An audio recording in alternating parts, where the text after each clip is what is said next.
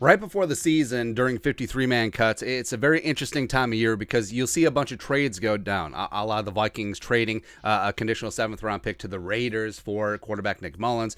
Usually the trades involve a late-round pick swap or a late-round conditional pick of a player who probably wasn't going to make the initial team's roster, but another team is like, mama, I can change him. And our guy Daniel Jeremiah pointed this out. Two types of trades during this time of the year. Number one, trade out of depth for future value. And number two, please take my trash and I'll take yours. And you'll often see the insiders will announce that a notable player is about to get cut, and then they get traded for a sixth or a seventh round pick. Or teams coming from positions of strength, a lot of depth, trading out of that either for future picks or other considerations, etc. Looking at the Vikings roster, we have eight players that could and should have some trade value. Now, some of them. Well, actually, most of these guys, I don't want to be traded because, knocking on all the wood, depth is very important in the National Football League in a season of attrition. But, if you can get the right price, they got to think about it. They do have to think about it. So here are 8 Vikings with some trade value before the start of the season. Number one.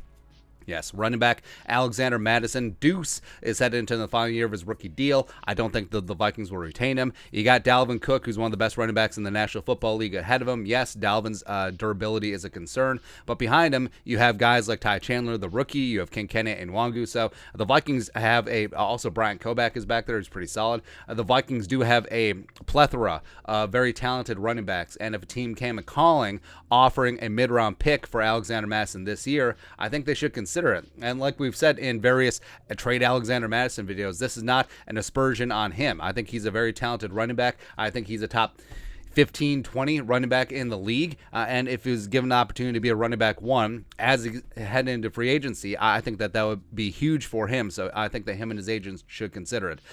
Number two, tradable Vikings asset, DJ Wanham. So this one's controversial because I think DJ had a bust-out season last year. He was a 2020 fourth-round pick. Last season, when the Vikings were missing Everson for a stretch and were missing Daniil, he put up 8 sacks, which was phenomenal. Also, the move to a 3-4, I think, really accentuates his talents. But the Vikings do have Zach McLeod rising up. Patrick Jones II is also there. Maybe they get something out of Janarius Robinson as well. I do think that DJ Wanham would have a lot of value, especially if a team has an injury at edge rusher. All of a sudden, they need some depth. So maybe this isn't a before the season type of deal. Maybe this is a before the trade deadline thing. And since the Vikings do have Zach McLeod, they do have Patrick Jones II rising up behind DJ.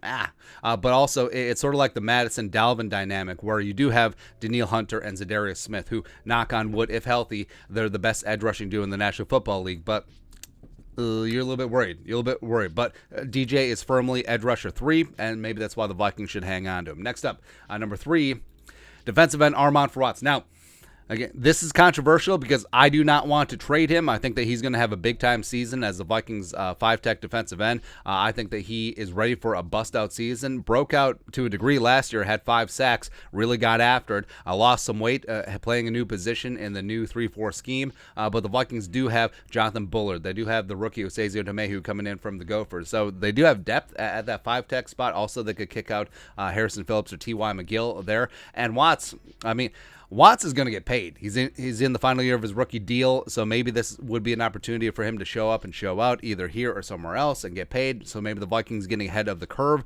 So instead of waiting on a compensatory 2024 mid-round pick, if a team wants to give up a day 2 selection for Armand for Watts, you got to think about it. Next up, tradable asset number 4 for the Vikings, offensive guard Wyatt Davis. Now, this one sort of hurts, but Davis has primarily been working with the 3s. Last week he got up with the 2s. He's been sort of whatever in the preseason games, but different regime. You'll find that even mid-round picks, even day 1, day 2 selections aren't exactly safe when a new GM, when a new head coach come in. Number 86 overall pick in the 2021 draft. Never got the time of day last year, but he was a 2-time All-American at Ohio State. And he even though the Vikings, they do have needs along the interior offensive line, it doesn't seem like he's going to be part of the long-term plans since they do have Ezra. They do have Ed Ingram. They do have Jesse Davis as well as Chris Reed. And also they have Schlottman and Bradbury still in the mix there. But I don't know. If a team is ready to give up some sort of a day 3 selection, they got to think about it. Next up, Vikings with some trade value number 5. Oli Udoh. Now, before you'd be like, no, who is going to trade for Oli Udoh? It's extremely difficult to find good offensive line help. It's extremely difficult to find average or even below average offensive line help, as the Vikings have seen over the last couple of years. And as you see, teams like the Bucs have constantly having injuries. And you see a guy like Oli Udoh, who has all the physical tools in the world, could be your swing backup tackle, as well as he does have some starting experience at guard. Now, it's not good experience, but it could be the ultimate mama, I can change him. And I don't think that it would take a lot, because the Vikings do have Blake Brandel. They do have the rookie Vidarian Lowe on the roster to be the swing tackle. So I think Oli Udoh, he's expendable. I don't think that he's going to make the 53-man roster. So if the Vikings can get a conditional 7th-round pick out of him, absolutely. Next up, trade asset number 6 for the Vikings, BC Johnson. This one hurts. Where I think BC has stepped up. I think he secured the wide receiver 5-6 spot for the Vikings, but he's in the final year of his rookie deal. And also, there's a logjam of young receivers back there. You got Jalen Naylor, you got Tristan Jackson, you got Myron Mitchell, you got Diamond Dan Chisena. So it could be a spot where BC, even though he has a high floor, maybe he's capped on his ceiling. But career 45 catches, 483 yards, 3 touchdowns, 2019 7th rounder. He has greatly overachieved. Tore an ACL last season, cost him the whole year. But I do think that a wide receiver needy team, maybe they could come calling from BC Johnson and offer up a 6th-round pick. Next up, trade asset number 7 for the Vikings, Blake Brandel. Now, we just mentioned Blake Brandel being one of the reasons why the Vikings are probably not going to have Oli Udoh make the team, but Blake Brandel has been phenomenal as a swing backup tackle.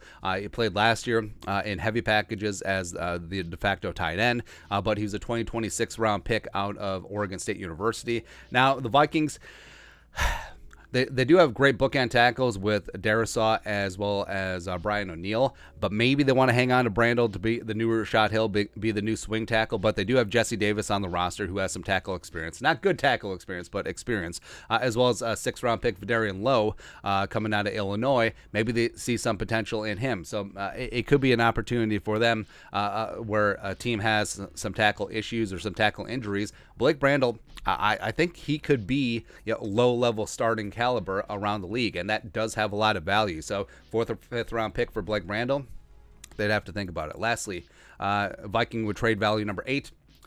Inside linebacker Chaz Surratt. Now, again, it's a lot like Wyatt Davis. You have this mid-round pick, previous regime not getting the time of day last year, not really getting the time of day this year. But he still was a 2021 third-round pick.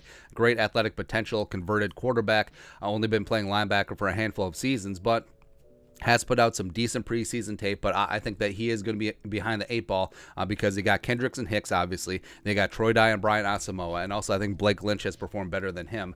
So maybe Chaz Surratt could be a guy who's a long shot to make the roster. Maybe a team is out there needing some inside linebacker help as well as some special teams help. Is like, mama, I can change him, offering up that 7th-round pick. Who knows? But either way, it's probably not going to happen. The Vikings are probably just going to trade or cut some guys and obviously keep a couple of these guys as well. But we shall see. Never say never at this time of year. But your thoughts are our thoughts. Vikings with some trade value before the start of the season. Let us know your thoughts and our thoughts in the comment section below. Subscribe for daily Vikings takes. Want to support the work? Put a little something in the Venmo. But till next time, Skol, production value.